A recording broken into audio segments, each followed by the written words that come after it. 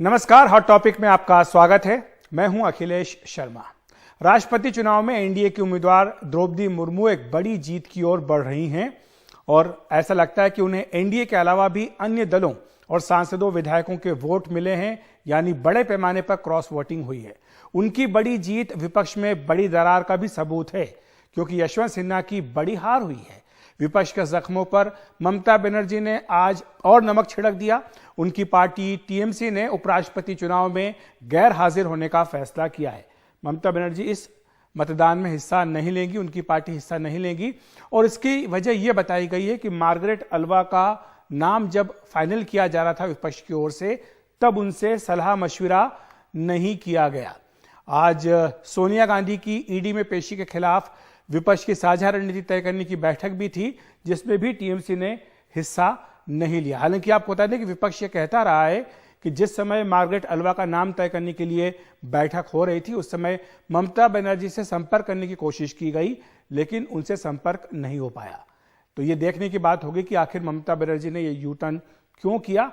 और अभी तक जो मतगणना है चल रही है, हालांकि इस बार रफ्तार काफी धीमी है मतगणना की, क्योंकि 2017 में इस समय तक तो लड्डू भी बढ़ चुके थे, पटाखे भी चल चुके थे, परिणाम आ चुका था, लेकिन अभी मतगणना चल रही है। और अभी तक की मतगणना के अनुसार क्या स्थिति है, इस पर देख लेते हैं। सबसे पहले जो है प्रतिशत वोटों का क्या है। अभी तक के वोटों के प्रतिशत के हिसाब से जो कुल मिलाकर के निर्वाचन मंडल है, उसमें से द्रौपदी मुर्मू को 2 दौर के मतदान के बाद करीब 45% मत मिल चुके हैं और यशवंत सिन्हा की अगर बात करें तो उन्हें करीब 18% मत मिले हैं। तो बड़े अंतर के साथ द्रौपदी मुर्मू आगे चल रही हैं और उनकी जीत में कहीं कोई किसी को शक शुबह नहीं, और इसीलिए अलग अलग जगहों पर जश्न भी शुरू हो चुका है।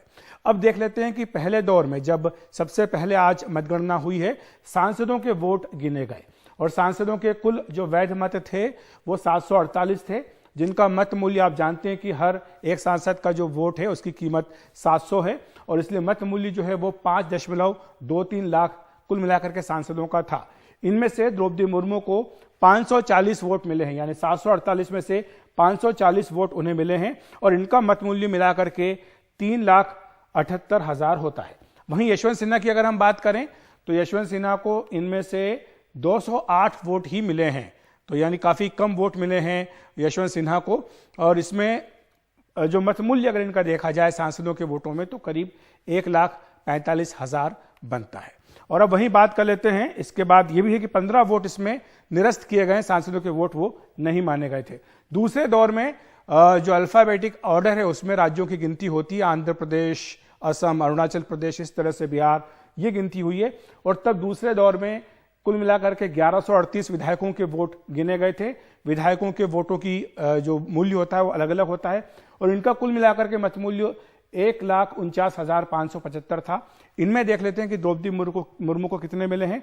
उन्हें 1138 में से 809 वोट मिले, जिनका मत मूल्य 1,05,299 होता है। वहीं यशवंत सिन्हा को 1138 में से 329 वोट मिले हैं, जिनका मत मूल्य 44,276 होता है। तो ये अगर आप अभी तक के जितने मतदान हुआ है गिने गए सांसदों के, विधायकों के, 10 राज्यों के मिलाकर के अगर आप बात करेंगे तो कुल 1,886 वोट गिने जा चुके हैं, जिनका कुल मत मूल्य 6,73,175 होता है।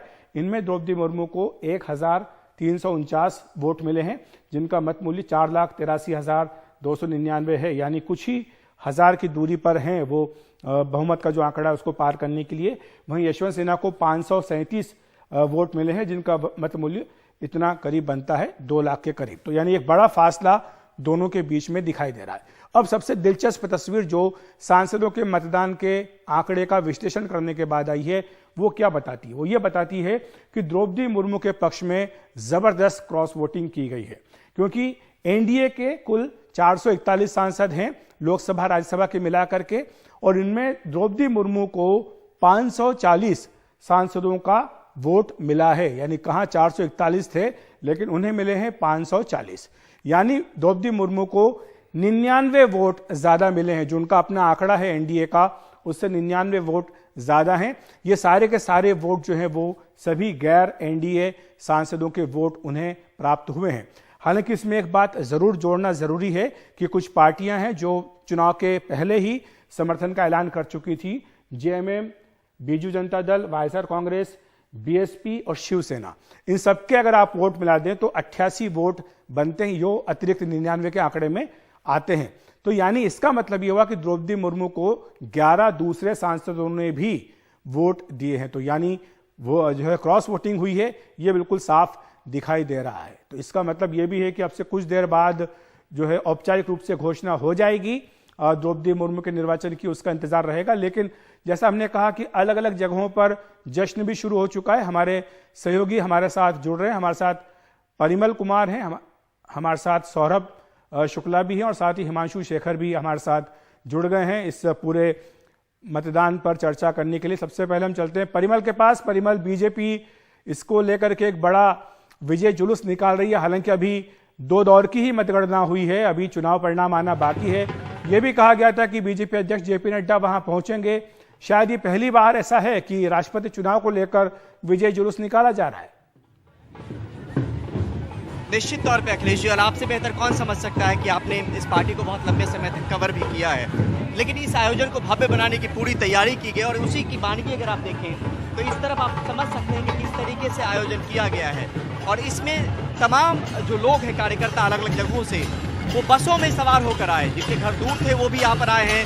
ढोल, ताशे, नगाड़े तो हैं ही, लेकिन साथ में अलग अलग जगहों की जो पारंपरिक लोक नृत्य है उस वेशभूषा में भी लोग नजर आए हैं, कलाकार नजर आए हैं। और यहाँ पर डॉक्टर हर्षवर्धन हैं, मीनाक्षी लेखी हैं, मनोज तिवारी हैं, आदेश गुप्ता हैं, विजेंद्र गुप्ता हैं। तो तमाम जो लोग हैं वो यहाँ पर आपको नजर आ रहे होंगे अभी स्क्रीन पर। और साथ में वो कार्यकर्ता भी हैं जो इस आयोजन में शरीक हो रहे हैं, क्योंकि ये आयोजन अपने आप में बहुत भव्य बनाने की कोशिश की गई। और बीजेपी ने यही बड़ी वजह थी कि पहले से ये रणनीति बनाई हुई थी कि किस तरीके से इस जो अभिनंदन यात्रा है वो कैसे निकाली जाए। एक पूरा जो रास्ता है पंडित पंत मार्ग से लेके राजपथ तक का, उसमें ट्रैफिक की आवाजाही रोकी गई है। सिर्फ वो गाड़ियां हैं जो कार्यकर्ताओं की गाड़ियां हैं, जो नेताओं की गाड़ियां हैं वो हैं, और बीजेपी से जुड़े लोग हैं। क्योंकि पूरे ट्रैफिक को संचालित करने के मद्देनजर ट्रैफिक पुलिस हो चाहे दिल्ली पुलिस हो, उनका भी सहयोग लेना बहुत ज़रूरी था। और यही वजह थी कि यहाँ पर तमाम जो इंतजाम है वो किए गए हैं। और ये हमने देखा कि वहाँ पर मंच भी सजाया गया था। जेपी नड्डा के आने की तैयारी थी, उनके बड़े बड़े पोस्टर भी लगे हुए थे, लेकिन वो किसी कारणवश नहीं आ पाए। ये नहीं बताया गया कि वजह क्या रही, लेकिन जो भी लोग यहाँ पर पहुँचे हैं उससे अंदाज़ा लगाया जा सकता है कि ये जो अभिनंदन यात्रा है वो किस कदर यहाँ पर बीजेपी ने इंतजाम किया होता है। जगह जगह पे सिर्फ यही लोग नहीं है जो पैदल चल रहे हैं या फिर गाड़ियों में हैं, वो लोग भी हैं जो फूलों की बरसात कर रहे हैं अलग अलग जगहों पर। तो पहले से ही एक सोची समझी रणनीति के तहत ये पूरा काम किया गया। और ये जो जश्न का मौका है, उस जश्न की तैयारी को लेकर बीजेपी पहले से आश्वस्त भी थी, और यही बड़ी वजह है कि उसकी तैयारी को ये रूपरेखा देने की कोशिश की गई। जी परिमल, और हमारे साथ सौरभ शुक्ला भी हैं। द्रौपदी मुर्मू को अभी फिलहाल जो एक अस्थायी आवास दिया गया था 3 मूर्ति पर, वहां पर सौरभ शुक्ला है, वहां पर भी मंच सज चुका है। सौरभ, क्या लड्डू बटने शुरू हो गए या अभी कुछ इंतजार करना होगा? देखिए, एक राउंड की मिठाई तो अखिलेश भी बट चुकी है, लेकिन आपको ये दृश्य दिखाएं। आपको ये द्रौपदी मुर्मू का घर है और यहाँ पर देखिए आपको जो ओडिया सांस्कृतिक नृत्य है वो करते हुए आपको महिलाएं नजर आएंगी। केंद्रीय मंत्री धर्मेंद्र प्रधान खुद यहाँ पर पहुंचे हुए हैं, दोपहर से यहाँ पर तैयारियों का जायजा ले रहे हैं। सुरक्षा व्यवस्था चाक चौबंद है। हमारे सहयोगी अश्विनी आपको दिखाएंगे, वो धर्मेंद्र प्रधान वहाँ खड़े हुए हैं, उनके साथ में जो MOS होम है वो भी खड़े हुए हैं, क्योंकि जैसे ही औपचारिक होगा द्रौपदी मुर्मू का जीतना, वो प्रेसिडेंट इलेक्ट हो जाएंगी। और तब से लगभग 3 घंटे हो गए यहाँ पर लगातार सांस्कृतिक कार्यक्रम चल रहा है। आप देखेंगे यहाँ पर तरह तरह के उत्तर पूर्व से सांस्कृतिक कार्यक्रम करने के लिए आए हैं। यहाँ पर ये देखिए ये जो राजस्थानी नृत्य है वो भी यहाँ पर आपको नजर आएगा। तो ये पूरी तरीके से यहाँ पर द्रौपदी मुर्मू के घर जो है जश्न की तैयारियां, और जश्न शुरू भी हो चुका। और एक और तस्वीर दिखाएंगे जो कि काफी खास तस्वीर है अखिलेश जी, ये सामने जो है एक मंच बनाया गया है जिसमें लिखा है अभिनंदन नव निर्वाचित माननीय राष्ट्रपति श्रीमती द्रौपदी मुर्मू, और एक कुर्सी लगी है। हमें बताया गया है कि जब द्रौपदी मुर्मू जी जीत जाएंगी तो चुनाव आयोग यहीं पर आकर के उन्हें जीत का सर्टिफिकेट देगा। तो यहाँ पर आप समझ सकते हैं नगाड़ों की आवाज से कि यहाँ पर किस तरीके से जश्न इस वक्त चल रहा है। अखिलेश जी, बिल्कुल इंतजार शायद सबको इस बात का है कि कब मतगणना पूरी होती है, कब औपचारिक रूप से चुनाव परिणाम घोषित किया जाता है। जिस बात का जिक्र सौरभ कर रहे हैं, एक सुनहरी बॉर्डर वाला फ्रेम वाला एक मत सर्टिफिकेट होता है जिसको कि मुख्य चुनाव आयुक्त आकर के सौंपेंगे द्रौपदी मुर्मू को, और इसी के साथ प्रधानमंत्री नरेंद्र मोदी भी वहां पहुंचेंगे, बीजेपी अध्यक्ष जेपी नड्डा तथा अन्य लोग भी पहुंचेंगे। लेकिन हिमांशु के पास अभी इंतजार करने की बात, हिमांशु आपके पास सबकी नजरें हैं क्योंकि आप ही बताएंगे कि कब चुनाव परिणाम आएगा। पिछली बार की अगर तुलना करें 2017 की तो 5 बजे तक तो मिठाई बट गई थी, पटाखे चल गए थे, परिणाम आ चुका था, लेकिन इस बार काफी देरी हुई है। क्या बताया, क्या कारण है देरी का और कब तक आने की संभावना है? देखिए, करीब 2 घंटे लगे जिन अधिकारियों को काउंटिंग की जिम्मेदारी यहाँ पार्लियामेंट सेक्रेटरीट में दी गई थी, उनको बैलेट से जो बैलेट बॉक्सेस यहाँ पर लाए गए थे देश के अलग अलग राज्यों से, उनको खोलने में, असेंबल करने में, सिग्रीगेशन में, अनबंडल करने में काफ़ी वक्त लगा है और इसलिए ये देरी हुई है। अभी कुछ ही मिनटों में जो तीसरे दौर की जो मतगणना हुई है उसके नतीजों का ऐलान होगा और ये कहा गया है कि इसके बाद करीब 10 और राज्य हैं जिनके मतगणना का काम अभी बचा हुआ है, यानी करीब 1 घंटे के आसपास और वक्त लग सकता है अंतिम नतीजों के सामने आने में। लेकिन जो पहले 2 दौर का जो ट्रेंड रहा है बहुत साफ है कि द्रौपदी मुर्मू एक बहुत बड़ी जीत की तरफ आगे बढ़ रही हैं और इसकी सबसे बड़ी वजह है कि जो 9 ऐसे दल थे जो गैर एनडीए, गैर बीजेपी और विपक्षी दल थे जिनका समर्थन द्रौपदी मुर्मू को मिला है, और मुझे लगता है कि आदिवासी समुदाय की महिला नेता को राष्ट्रपति चुनाव में उम्मीदवार बनाने का जो फैसला था एनडीए का, वो एक पॉलिटिकल मास्टर स्ट्रोक साबित हुआ है। और इसलिए जो मतगणना में जो ट्रेंड सामने आए हैं वो बिल्कुल जो राजनीतिक समर्थन उन्हें मिला था उसका एक बहुत बड़ा रिफ्लेक्शन है। आप लिस्ट देखिए, जिन राजनीतिक दलों ने जो न एनडीए के साथ हैं न विपक्ष के साथ हैं, जिन्होंने उनका समर्थन किया, उसमें Biju Janata Dal, YSR, Congress party, AIADMK, TDP, ये दल शामिल थे। और साथ ही इसमें कुछ विपक्षी दल थे जिनका भी उन्हें समर्थन मिला। बहुजन समाज पार्टी का समर्थन मिला, झारखंड मुक्ति मोर्चा का समर्थन मिला, जनता दल सेकुलर का समर्थन मिला। तो कुल 9 ऐसे अहम राजनीतिक दल थे जो गैर बीजेपी, गैर एनडीए दल थे और वो विपक्ष के साथ थे।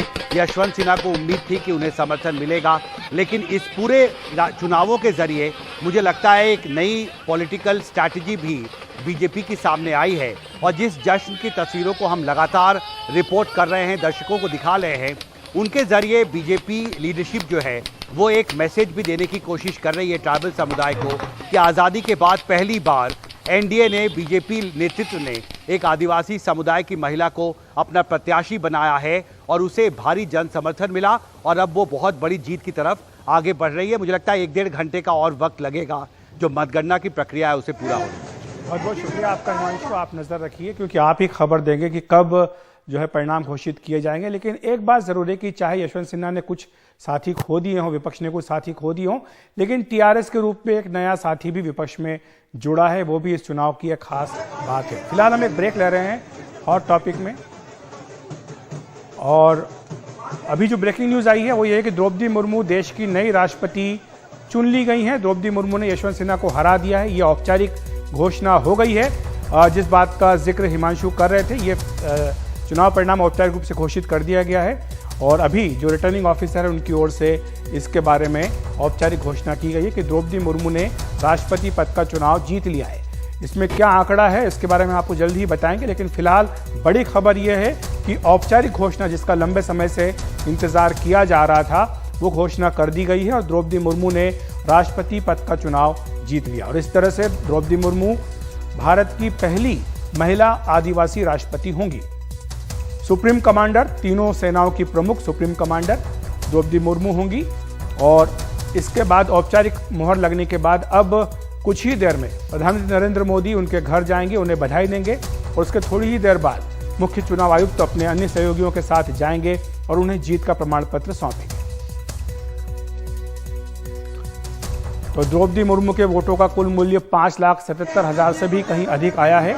ये एक बड़ा अंतर है, हालांकि यशवंत सिन्हा के पास भी काफ़ी वोट आए, एक सम्मानजनक आंकड़ा यशवंत सिन्हा के पास भी आया है और इसके पीछे एक बड़ी वजह यह भी है कि विपक्ष की कई पार्टियां एकजुट रहीं और साथ साथ टीआरएस ने भी विपक्ष में यशवंत सिन्हा का साथ दिया। 5,77,777 मतमूल्य मिले हैं द्रौपदी मुर्मू को।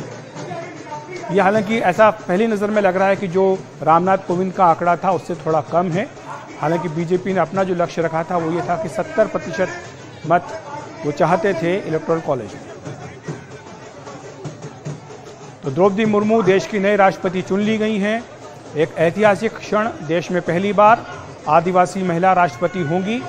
जबकि आज़ादी के 75 वर्ष भारत मना रहा है, उस वक्त एक बड़ा संदेश बीजेपी ने देश को देने की कोशिश की है कि वो तबका जो लंबे समय से हाशिए पर कहा जाता है उसे नुमाइंदगी करने का मौका मिला है। ये देश भर के आदिवासी समुदाय को भी एक बड़ा संदेश दिया है। ये तमाम तस्वीरें आप देख रहे हैं, जश्न जो लगातार दोपहर से ही शुरू हुआ था और अब इसमें ज़्यादा जोश उमंग दिखेगी क्योंकि औपचारिक रूप से ऐलान हो गया है कि द्रौपदी मुर्मू चुनाव जीत गई है। फिलहाल हॉट टॉपिक में एक ब्रेक है।